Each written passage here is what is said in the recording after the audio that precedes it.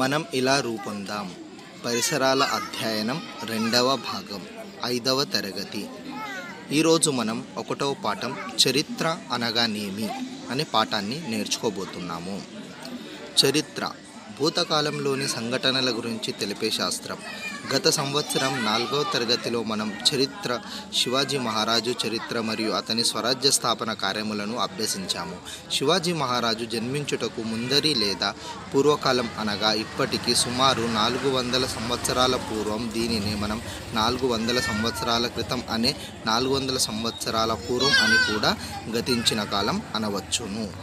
మనం వ్యవహారిక సౌలభ్యం కోసం కాలాన్ని వివిధ పద్ధతులలో విభజిస్తాం. ఇప్పుడు కొద్దిసేపటి క్రితం, కొద్దిసేపటి తరువాత, లేక నేడు, నిన్న, రేపు, లేక ఈ సంవత్సరం, వచ్చే సంవత్సరం మొదలగు పదాలను ఉపయోగిస్తున్నప్పుడు మనకు తెలియకుండానే మనము మన అంతరంగంలో కాలాన్ని లెక్కిస్తూ ఉంటాం. ఇందులో ఇప్పుడు, ఈరోజు, ఈ సంవత్సరం మొదలగు పదాలతో దృష్టికి వచ్చి తెలియవచ్చే కాలం అనగా వర్తమాన కాలం. కొద్దిసేపటి క్రితం, నిన్న, గత సంవత్సరం మొదలగు పదాలు భూతకాలాన్ని తెలుపుతాయి.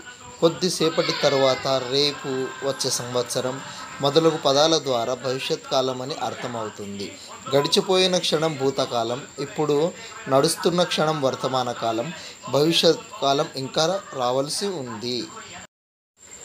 భూతకాలంలో జరిగిపోయినవి సంఘటనలు ఎన్నో ఉంటాయి. ఉదాహరణకు, ఇప్పుడు మీ వయసు 10 సంవత్సరాలు.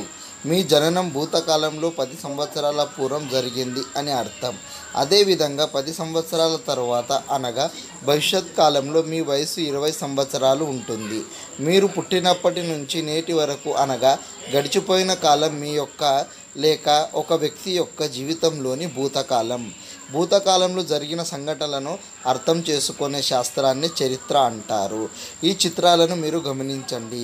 భూతకాలంలో మనం చిన్నగా ఉన్నాము, తర్వాత వర్తమాన కాలం, తర్వాత భవిష్యత్.